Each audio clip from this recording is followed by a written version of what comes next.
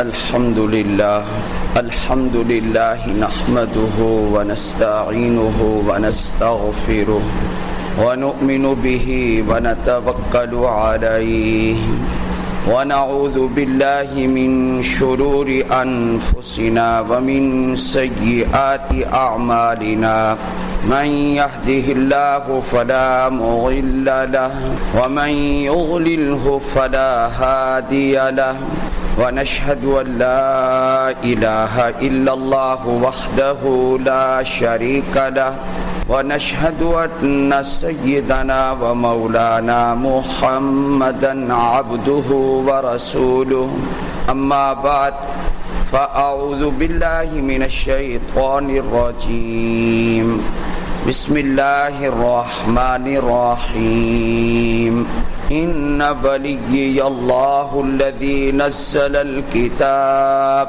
وهو يتولى الصالحين قال النبي صلى الله عليه وسلم فيما يرويه عن الله تبارك وتعالى يعني في الحديث القدسي والإلهي قال الله تعالى من عادى لي وليا فقد آذنته بالحرب إلى آخر الحديث صدق الله العظيم وصدق رسوله النبي الكريم اللهم صل على محمد وعلى آل محمد كما صليت على إبراهيم وعلى آل إبراهيم إنك حميد مجيد اللهم بارك على محمد وعلى آل محمد كما باركت على إبراهيم وعلى آل إبراهيم إنك حميد مجيد.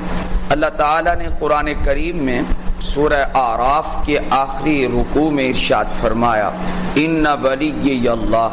اللہ تعالیٰ نے اس سے پہلے جن بتوں کی پوجا کی جاتی تھی ان کی مذمت بیان فرمائی اور اللہ کے نبی صلی اللہ علیہ وآلہ وسلم کو یہ اعلان کرنے کا حکم دیا کہ آپ لوگوں کو بتا دیں ان ولی اللہ، بے شک میرا مددگار اللہ ہے. اللہ تعالیٰ کی بہت ساری صفات ہیں. خالق ہونا بھی اللہ کی ایک صفت ہے کہ تمام چیزوں کو پیدا کرنے والا اللہ ہے. یہ خالق ہونے کی صفت ہے. تو یہاں اللہ نے یہ نہیں بیان کیا کہ وہ اللہ جس نے آسمان بنائے، وہ اللہ جس نے زمینیں بنائے، وہ اللہ جس نے درخت بنائے، وہ اللہ کہ جس نے ساری کائنات بنائی. یہ اللہ نے ذکر نہیں کیا. اپنی ایک عجیب صفت یہاں ذکر کی ہے قرآن کریم کی اس آیت میں. فرمایا ان ولی اللہ. اللہ کے نبی صلی اللہ علیہ وآلہ وسلم سے یہ کہلوایا جا رہا ہے کہ آپ یہ کہیں کہ بے شک میرا مددگار اللہ ہے. اللہ کون ہے؟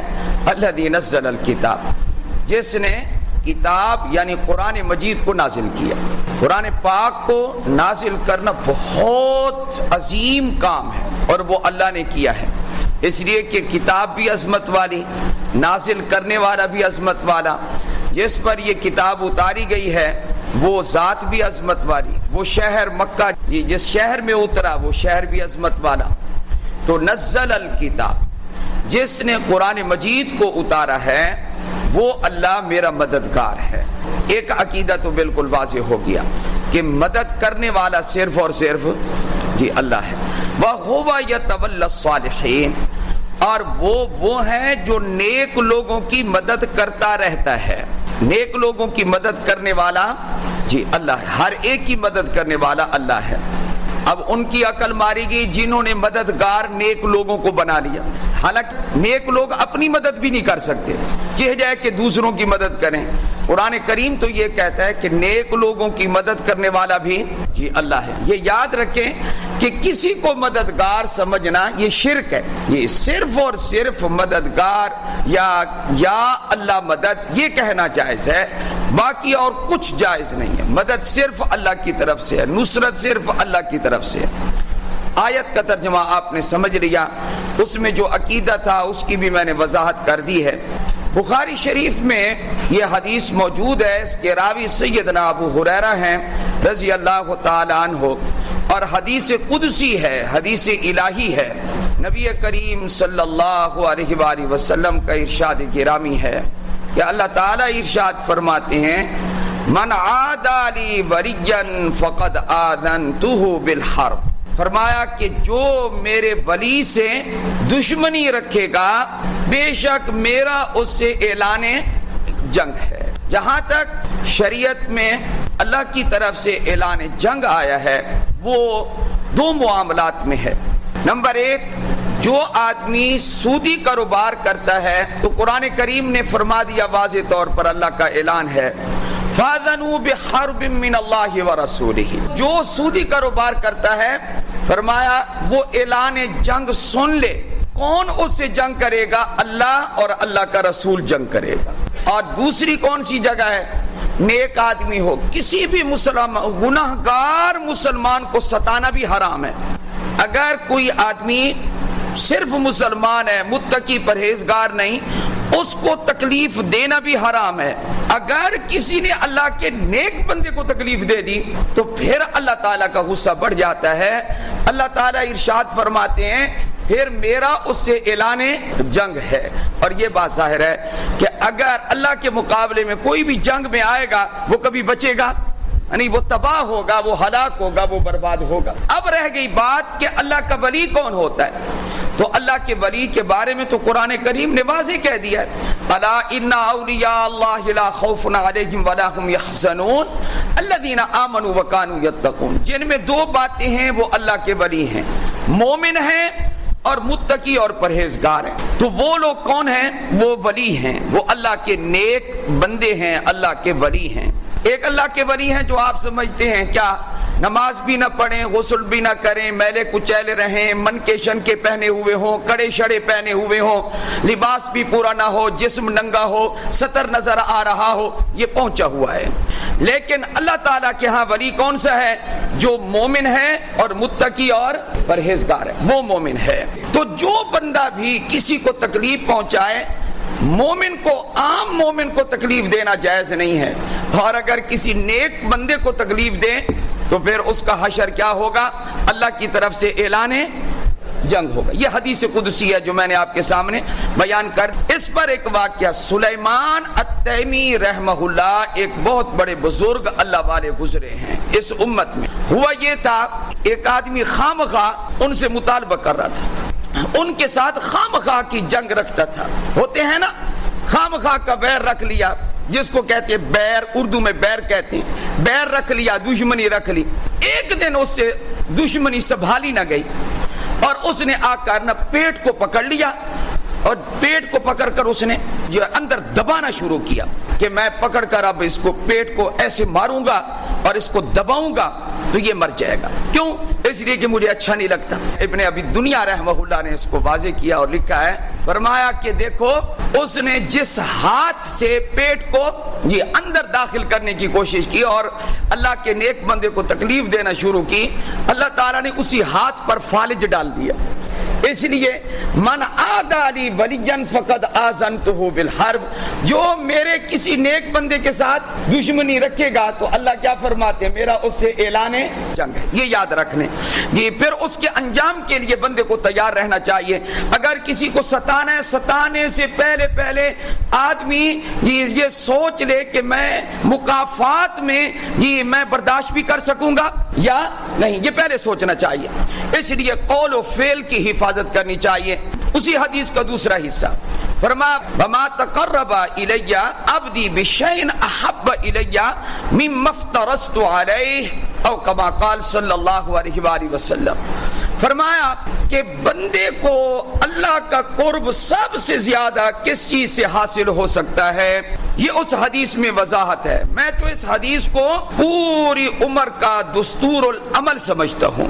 یہ دستور العمل ہے مومن کے لیے۔ کیا فرمایا کہ بندہ، اللہ خود کہتے ہیں بندہ میرا قرب حاصل کرے سب سے زیادہ محبوب عمل کے ساتھ، تو میں اس کو بتا رہا ہوں کہ میرے ہاں سب سے محبوب عمل کون سا ہے، محبوب اعمال کون سے ہیں جن سے بندے کو اللہ کا سب سے زیادہ قرب حاصل ہوگا۔ مما افترضت علیہ، فرمایا جو اعمال میں نے بندے پر فرض کیے ہیں فرض ادا کرے گا تو بندے کو میرا قرب حاصل ہوگا. جی کیا ادا کرے گا؟ جی فرائض ادا کرے گا تو بندے کو میرا قرب حاصل. سب سے زیادہ قرب کس سے حاصل ہوتا ہے؟ فرائض کے ادا کرنے سے. عمرے پر عمرہ کر رہا ہے لیکن حج نہیں کرتا تو اس کو قرب نصیب ہو سکتا ہے؟ کبھی بھی نہیں. کیوں؟ اس لیے کہ اس پر عمرہ فرض نہیں بلکہ اس پر حج فرض ہے. پہلے نمبر پر اس کو کیا کرنا چاہیے؟ حج کرنا چاہیے. صدقے کے صدقہ کر رہا ہے، 11ویں 12ویں 13ویں 14ویں بانٹ رہا ہے لیکن کبھی زکات نہیں دیتا. آپ بتائیں کہ کبھی اس کو اللہ کا قرب نصیب ہوگا؟ نہیں ہوگا. کیوں؟ 11ویں 12ویں 13ویں 14ویں 20ویں سے کچھ نہیں ملتا. اگر ملے گا تو کیا ادا کرنے سے ملے گا؟ زکات. وَأَقِيمُوا الصَّلَاةَ وَآتُوا الزَّكَاةَ. کیا قائم کرو اور کیا ادا کرو؟ نماز قائم کرو اور زکات ادا کرو. سب سے زیادہ قرب بندے کو کس چیز سے نصیب ہوگا؟ فرائض سے. یہ یاد رکھیے اچھے طریقے سے. اس لیے الصلوات الخمس افضل و احب من النوافل. اس لیے 5 نمازیں جو فرض ہیں یہ اللہ تعالی کو تمام نوافل سے زیادہ محبوب ہیں. یہ کبھی اس طریقے سے آپ نے نہیں سنا ہوگا. 5 نمازیں تہجد کی نماز سے بھی افضل، 5 نمازیں اشراق سے بھی افضل، 5 نمازیں چاشت سے بھی افضل، 5 نمازیں اوابین سے بھی افضل. تو پہلا نمبر کن کا ہے؟ فرائض کا. اس لیے اگر کوئی بندہ فرائض ادا کر رہا ہے اور نوافل کم پڑھتا ہے یا نہیں پڑھ سکتا تو اس کو تان و تشنیع کا نشانہ نہیں بنانا. کیوں؟ اس لیے کہ پہلا نمبر فرائض کا ہے، وہ فرائض ادا کر رہا ہے. اس کے بعد پھر اگلا حصہ حدیث کا ہے. اللہ تعالیٰ ارشاد فرماتے ہیں وما يزال عبدی يتقرب الی بالنوافل. اب نمبر آیا فرائض کے بعد نوافل کا. نوافل بھی کوئی کم چیز نہیں ہے. ہاں پہلا درجہ فرائض کا ہے، فرائض ادا کرتے رہو. اس کے بعد نفل کا بھی بڑا درجہ ہے. نفل کا اتنا درجہ تو نہیں جتنا کہ فرائض کا، لیکن نفل کا درجہ ہے کیا؟ اس حدیث قدسی میں بہت وضاحت کے ساتھ ذکر کیا گیا ہے. نفل سے جب اتنا کچھ مل جاتا ہے، فرائض سے زیادہ ملتا ہے، میں ان لوگوں پر بڑا حیران ہوں. کیا جمعہ سے پہلے والی سنتیں بھی نہیں پڑھتے، جمعہ کے بعد والی سنتیں بھی نہیں پڑھتے؟ نہیں تو مسجد میں پڑھتے، گھر میں جا کے پڑھ لو. ایک حدیث پاک میں جمعہ کے بعد 4 کا ذکر ہے، ایک میں 2 کا ذکر ہے. حضرت امام ابو یوسف رحمہ اللہ نے فرمایا دونوں پر عمل کرنا ضروری ہے. لہذا 6 جو ہے سنت مؤکدہ پڑھنے چاہیے. کچھ لوگ کہتے ہیں کیا کہ ہمیں نوافل پڑھنے کی ضرورت نہیں. ذرا سنیں تو صحیح، حدیث قدسی سن لیں، پھر آپ کی مرضی پڑھے نہ پڑھیں. ہمارا کام صرف کیا کرنے نا، ابلاغ کے کیا معنی ہے؟ پہنچا دے. ہماری ذمہ داری صرف پہنچا دینا ہے. ایسے بھاگتے ہیں یہ سنتیں نہیں پڑھتے، جمعہ کے بعد والی، جمعہ سے پہلے والی بھی نہیں پڑھتے. اچھا بعض لوگ اور ہیں وہ آ کر مسجد میں داخل ہو کر 2 رکعت تحیت المسجد تو پڑھیں گے لیکن جو 4 سنت مؤکدہ ہیں وہ بالکل نہیں پڑھتے. ایسے لوگ بھی ہیں. سمجھا کے دیکھ لو، آج کسی کو سمجھنے کے لیے کوئی تیار نہیں ہے. اندر سے وہ استعداد ختم ہو گئی. ایک ہوتا ہے بات کو سلیم الطبع مان لیتا ہے، ایک ہوتا ہے کہ جس میں جو کجی ہوتی ہے طبیعت میں وہ نہیں مانتا. وما يزال عبدی يتقرب الی بالنوافل. اللہ تعالیٰ فرماتا سنتوں کا درجہ تو بہت اونچا ہے، نوافل کا درجہ سنیں. جی تہجد کے نوافل پڑھے، اشراق پڑھے، ہانی چاشت پڑھے. ویسے نفل کا ٹائم ہو تو 2 نفل پڑھ لے اور مسجد میں آئے، اور اگر نفل کا ٹائم ہو تو تحیت المسجد بھی پڑھ لے. سنتوں کی تو کیا ہی بات ہے ماشاءاللہ. اب ذرا نوافل کے بارے میں سنیں. کیا اللہ تعالیٰ ارشاد فرماتے بندہ ہمیشہ نوافل کے ذریعے میرا قرب حاصل کرتا رہتا ہے، اس کو قرب نصیب ہوتا رہتا ہے. یہ کس کے ذریعے؟ نوافل کے ذریعے. فرائض کے ذریعے بہت زیادہ ہوتا ہے، نوافل کے ذریعے ہوتا ہے. حتی احبہ. پھر نوافل کی جب کثرت کرتا ہے اور ہمیشہ نوافل پر عمل کرتا رہتا ہے، پڑھتا رہتا ہے، اس کے نفل جب بڑھتے ہیں زیادہ ہوتا ہے، عادی ہوتا ہے، یہاں تک کہ پھر میں اس بندے سے محبت کرنا شروع کر دیتا ہوں. یہ حدیث کا ترجمہ عرض کر رہا ہوں. حتی احبہ، یہاں تک کہ نفل پڑھنے والے سے میں کیا کرتا ہوں؟ پھر محبت. فَإِذَا أَحْبَبْتُهُ جب میں اس بندے سے محبت کرتا ہوں تو پھر میں کیا ہو جاتا ہوں حَتَّى كُنْتُ سَمْعَهُ الَّذِي يَسْمَعُ بِهِ فرمایا کہ جب میں بندے سے محبت کرتا ہوں جو فرائض بھی پڑھتا ہے نوافل بھی پڑھتا ہے محبت کرتا ہوں تو پھر میں اس کا کان بن جاتا ہوں. اللہ فرماتے ہیں کان بن جاتا ہوں جس کے ساتھ وہ سنتا ہے. وَبَصَرَهُ الَّذِي يُبْصِرُ بِهِ میں اس کی آنکھ بن جاتا ہوں جس کے ذریعے وہ دیکھتا ہے. اور اللہ فرماتے ہیں وَيَدَهُ الَّتِي يَبْطِشُ بِهَا میں اس بندے کا ہاتھ بن جاتا ہوں جس کے ساتھ وہ پکڑتا ہے. وَرِجْلَهُ الَّذِي يَمْشِي بِهَا میں اس کا پاؤں بن جاتا ہوں جس کے ذریعے وہ چلتا ہے. یہ حدیث ہے. ہاں مطلب سمجھ لو اللہ کیا فرماتے ہیں میں اس کا کیا بن جاتا ہوں کان جس کے ذریعے وہ سنتا ہے. میں اس کی آنکھ بن جاتا ہوں جس کے ذریعے وہ دیکھتا ہے. میں اس کا ہاتھ بن جاتا ہوں جس کے ذریعے وہ پکڑتا ہے. میں اس کا پاؤں بن جاتا ہوں جس کے ذریعے وہ چلتا ہے. اتنا تو سن لیا نا. اب سنیں اس کے یہ اعضاء میں درست کر دیتا ہوں اور پھر یہ اپنے اعضاء کو میری شریعت کے مطابق میرے دین کے مطابق استعمال کرتا ہے. یہ مطلب ہے اس حدیث کا. اس حدیث کا یہ مطلب نہیں کہ اللہ ہی سب کچھ بن جائے اللہ پاؤں بن جائے. یہ کیسے ہو سکتا ہے؟ ایسا نہیں ہے. مطلب یہ ہے کہ اس کے کان پھر غلط استعمال نہیں ہوتے, اس کی آنکھ پھر غلط استعمال, اس کے ہاتھ غلط استعمال نہیں ہوتے, اس کے پاؤں غلط استعمال نہیں ہوتے. اب یہ اس کی زندگی ساری شریعت کے مطابق ہو جاتی ہے. اور اللہ تعالیٰ ارشاد فرماتے ہیں کہ یہ بندہ جب اس مقام پر پہنچ جاتا ہے, مقام دیکھا کیا فرائض بھی ادا کر رہا ہے اور نوافل بھی ادا کر رہا ہے. اس کے اعضاء اور اس کے بدن کو میں نے شریعت کے مطابق کر دیا. اللہ تعالیٰ ارشاد فرماتے ہیں کیا ان دعانی ان سألنی لأعطینہ یہ میرا پھر اتنا محبوب بندہ بن جاتا ہے. اگر یہ مجھ سے دعا کرتا ہے تو میں اس کی دعا کو قبول کرتا ہوں. یہ میرا اتنا اچھا نیک بندہ بن جاتا ہے. وَلَئِنِ اسْتَعَاذَنِي لَأُعِيذَنَّهُ البتہ اگر یہ مجھ سے پناہ مانگے کسی بھی شے سے, جہنم سے, دشمن سے پناہ مانگے, میں اس کو پناہ عطا کرتا ہوں. اللہ تعالیٰ یہ ارشاد فرما رہے ہیں. اور ساتھ ہی ارشاد فرما رہے ہیں کیا کہ میں یہ چاہتا ہوں کہ میرا بندہ اب میرے پاس آ جائے. جب اس کی موت کا وقت آتا ہے میں اس کی موت چاہتا ہوں کہ اس کو اب میں یہاں سے دنیا سے لے جاؤں. لیکن یہ بندہ جو ہے یہ چاہتا ہے کہ مجھے موت نہ آئے. کیوں؟ اس لیے کہ موت کی وجہ سے تکلیف ہوتی ہے, موت کا ایک درد اور علم ہوتا ہے.